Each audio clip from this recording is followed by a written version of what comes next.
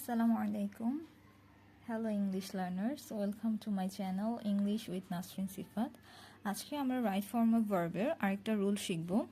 সেটা হচ্ছে always, daily, usually, every day, normally, regularly, generally, often, sometimes.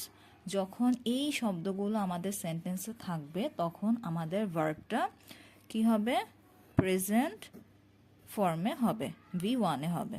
ঠিক আছে, V1 এ হবে। এবং যদি আমার সাবজেক্টটা থার্ড পারসন সিঙ্গুলার নাম্বার হয় তখন আমার ভার্বের সাথে এস অথবা ইএস যুক্ত হবে। For example, I always speak the truth. I always, আমি সব সময়, হ্যাঁ আমি কি করি? সব সময় সত্যি কথা বলি। যেই কাজটা আমাদের সব সময় হয়ে যাবে, যেই কাজটা আমাদের সব সময় হবে, অলওয়েজ হবে, ডেইলি হবে, ইউজুয়ালি হবে, সচরাচর হবে, এভরিডে হবে, নর্মালি হবে, রেগুলারলি হবে, জেনারেলি হবে, অফেন হবে, হ্যাঁ প্রায়ই হবে। অফেন মানে কি? প্রায়ই হবে। অথবা সামটাইমস, মাঝে মধ্যে হবে। মাঝে মধ্যে বলতে এখানে খুব বেশিরভাগ সময় বোঝাচ্ছে যে সামটাইমস, হ্যাঁ ঠিক আছে, সামটাইমস এটা হয়। Sometimes, always, daily, usually, every day, normally, regularly, generally, often, sometimes, এই শব্দগুলো যখন আমাদের থাকবে সেন্টেন্সে তখন আমাদের কি হবে? ভার্বটা V1 এ হবে, বেস ফর্মে হবে। এবং যদি আমাদের subject third person singular number হয়, যেমন হি, শি, করিম, রহিম, কারো নাম যদি থাকে হি, শি অথবা কারো নাম, তখন কি হবে? আমাদের ভার্বের সাথে এস অথবা ইএস যুক্ত হবে। আর যদি ভার্বের শেষে ওয়াই থাকে তখন ওয়াই উঠে আইএস হবে। এটা আমরা এক্সাম্পলে দেখব। তো কি দেখলাম এখানে? এক্সাম্পল হচ্ছে কি always, I always speak the truth. আমি সব সময়, আমি সব সময় করি এটা।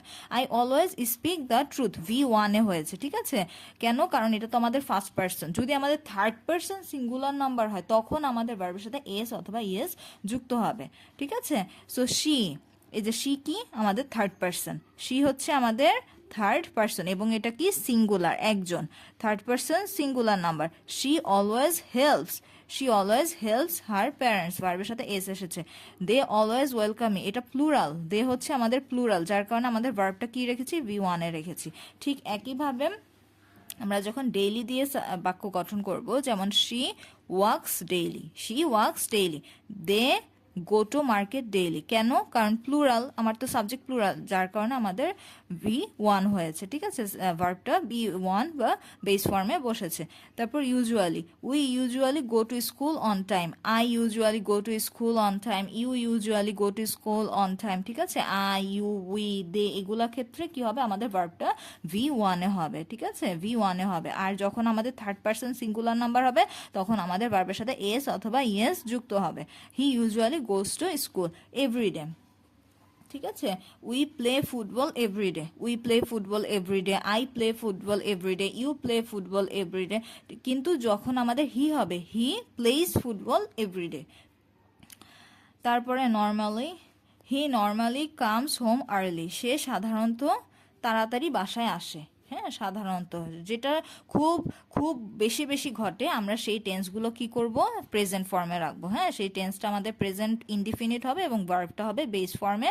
এবং আমাদের ভার্বের যদি আমাদের সেন্টেন্সে থার্ড পারসন সিঙ্গুলার নাম্বার হয় তখন আমাদের ভার্বের সাথে এস অথবা ইএস যুক্ত হবে। ঠিক আছে, এস অথবা ইএস যুক্ত হবে। এখানে আমাদের ভার্বটা ছিল সিওএম, খাম, এর সাথে একটা এস যুক্ত হয়েছে, খামস। Regularly, she studies regularly. ঠিক আছে, সে নিয়মিত পড়ে, she studies regularly, present tense এবং এটা subject third person singular number হওয়ার কারণে এখানে কি হয়েছে? মূল ভার্বটা ছিল STUDY, স্টাডি, এখানে ওয়াই উঠে কি হয়েছে? IS হয়েছে। হ্যাঁ, স্টাডিজ রেগুলারলি। ঠিক একইভাবে generally, people generally like piece, children generally enjoy games, এগুলোতে আমরা কি করেছি? এগুলোতে আমরা ভার্বটাকে V1 এ রেখেছি। কেন? কারণ আমাদের সাবজেক্টটা হচ্ছে প্লুরাল। ঠিক আছে, আমরা কি জানলাম? আমরা জানলাম যে আই হলে, আই, উই, এগুলো হলে কি হবে? V1 এ হবে। ইউ, ইউ, ইউ, এগুলো কি হবে? V1 এ হবে। হ্যাঁ, ঠিক আছে, হি অথবা শি, এগুলো কি হবে? ভার্বের সাথে এস বা ইএস যুক্ত হবে। দে, দে হলে কি হবে? V1 এ হবে। ঠিক আছে, প্লুরাল হলে, প্লুরাল হলে আমাদের V1 এ হবে। ঠিক আছে,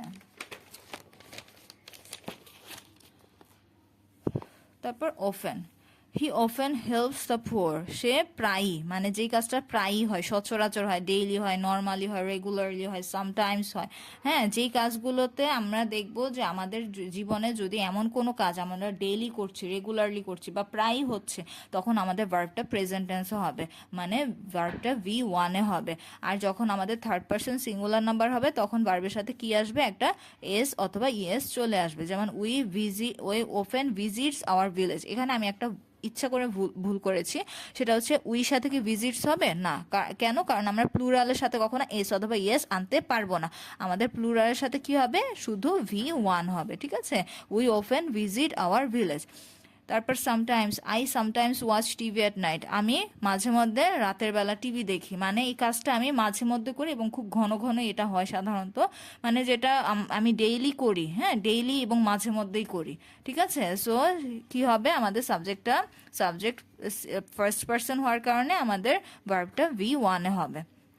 বা হি সামটাইমস ফিলস, এরপর শি সামটাইমস কামস। হ্যাঁ, তাহলে আমরা কি শিখলাম আজকে, যে always, daily, regularly, often, sometimes, এই টাইপের, মানে যেগুলো আমরা খুব ডেইলি করছি, সচরাচর করছি বা মাঝে মধ্যে হচ্ছে, তখন আমাদের সেন্টেন্সে ভার্বটা কি হবে, বেস ফর্ম বা V1 এ হবে। এবং যদি থার্ড পারসন সিঙ্গুলার নাম্বার হয়, যেমন হি, শি, করিম, রহিম, মিনা, রাজু, কারো নাম থাকলে তখন আমার ভার্বের সাথে এস অথবা ইএস যুক্ত হবে। আর কোনো ভার্বের পরে যদি ওয়াই থাকে, তাহলে আমরা ওয়াই উঠে আইএস বসাবো, ঠিক আছে। সো আমরা নেক্সট ক্লাসে আরও অনেক কিছু শিখবো ইনশাল্লাহ।